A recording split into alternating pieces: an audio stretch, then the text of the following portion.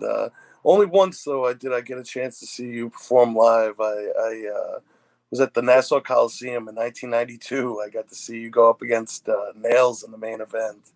And just curious if you have any memories of working with Kevin, or specifically even that night, or it was just a house show. So I know you've done quite a few, but I worked with Nails quite a few times.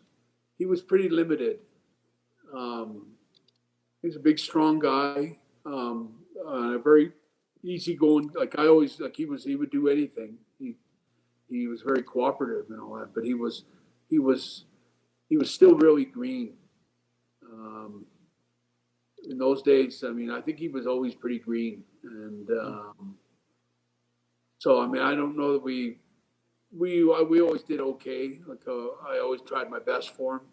He was also, he was one of the Minneapolis guys, and all the Minneapolis guys, every single one of them, from top to bottom, from Hawk and Animal to Rick Rude to Kurt Hennig, they were all always consummate professionals, always trying their hardest. They were a little bit like the Stampede guys up from Calgary, the guys that broke in Calgary, but they were all really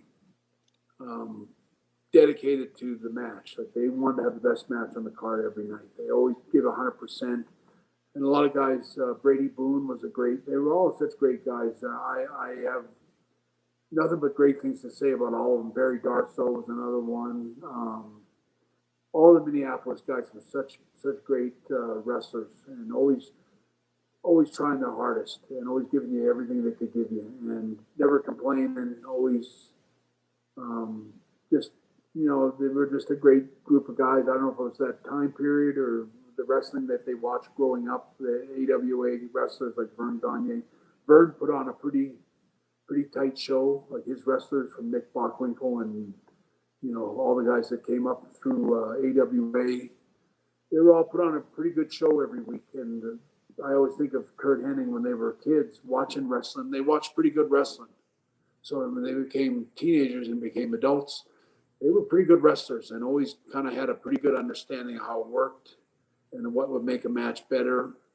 So, I mean, I have a lot of respect for all those guys. I wish I could have worked more matches with some of those guys. Rick Rude was somebody I think I only wrestled him twice in my whole career. And I remember we actually flew to Italy on a flight for a tour to Europe. And it was we got off the plane. We flew all the way there. I think it was after WrestleMania in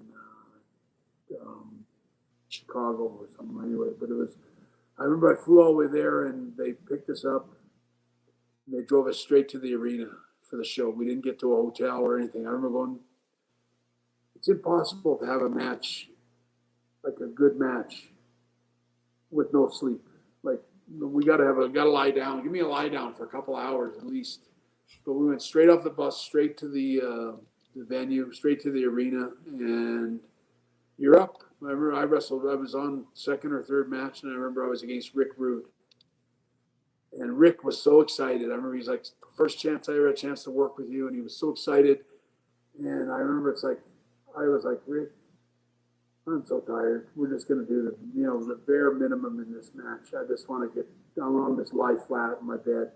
And I remember he was so disappointed. He was like, he was so excited about working with me, which was a big honor because Rick was a good worker and a big star. But as a friend of mine, he was really excited to work with me. And I remember I kind of told him, like, we're just gonna do the 5 out of 10 match here tonight. This is not WrestleMania. Like, we're just gonna take it easy.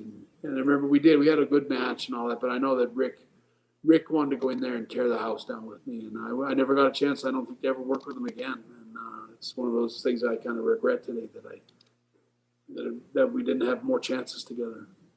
But all the Minneapolis guys, I salute all of them. They were all great guys to work with. That's great. Yeah, no, it would have been great to see a real fantastic match between you and Rick. I could definitely see that being a real great match. Yeah, Mania match or Saturday Night Main Event match or something. There's so many great wrestlers that I only got to work with a handful of times. I wrestled Ricky Steamboat twice in my whole career. That was it. I wrestled Macho Man maybe 4 times. And it's like, and with Macho Man, I had like 2 or 3 of the matches that I had with him were some of my favorite matches. And at the same time, nobody would ever book us like in a program like, oh, you get to wrestle Macho Man at WrestleMania. I remember Macho Man when he was the man, when he was champion and all that. He'd come back and grab me by the wrist and take me over to Vince. He goes, let me work with this guy. Get a better endorsement from Randy. He always loved my matches. He loved working with me. And he would go to Vince and say, let me wrestle this guy, please. And Vince would go, someday, we're going to, not right now, but we're going to, someday we're going to put you guys together. And, they never did. And it's such a shame that we never got to dance more times than we did. Oh, absolutely. 2 of the finest personalities in wrestling right there. Yeah, don't ever believe anyone that tells you that Randy Savage wasn't a great wrestler. He was a great wrestler, and he was ahead of his time. Randy was one of those wrestlers from that era that bridged the gap into the next era. And guys like Ric Flair and Ricky Steamboat were guys that didn't like to plan a lot out. They like to, you have to understand in wrestling, everyone's an artist, and there's different eras. Like even AJ Styles and different guys today they're artists, and they look at wrestling. They're with this different perception than say I did.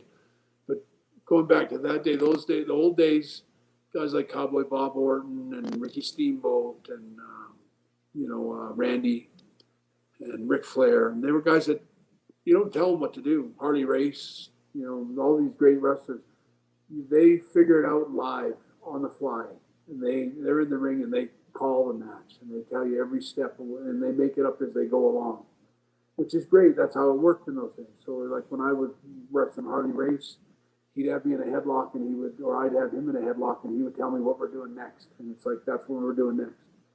And you just go by that. But guys like Dynamite Kid and some of the greater wrestlers that came along in the next era, we're like, no, we're not going to call it in there. Like they can do it that way, and they did a lot of it that way. But they're also going to let's plan out a series of moves.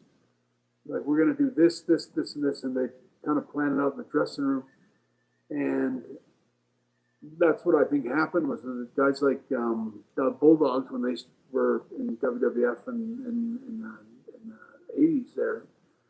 They came in and they were doing so much elaborate stuff. Like some of this, like the Bulldogs got the guy on his back, and Dynamite would jump off and do the flying headbutt 20 feet across the ring, and then press slam guys out. They were doing so many complicated things that you can't just do on the fly. You got to map it out with the guy you're talking, like in the dressing room. And so they started putting more thought into the moves and the storyline or the match, the structure of the match, and it started making the matches better.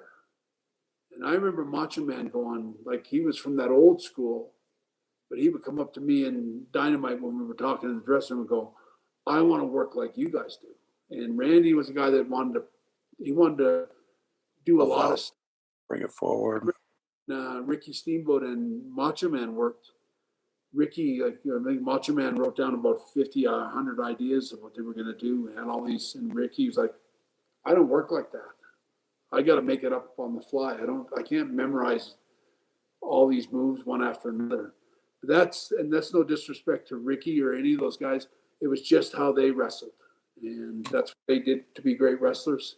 And then you see a shift in the 90s of wrestlers that are doing more complicated stuff, which ultimately leads to Bret Hart and Shawn Michaels and guys like me even taking it steps further with even more complicated wrestling. And then you look at wrestling where it is today, and you look at AJ Styles and Daniel Bryan and CM Punk, and they're going even more, more detailed, complicated stuff. But the 90s was always the best wrestling. Trust me. I'll second that.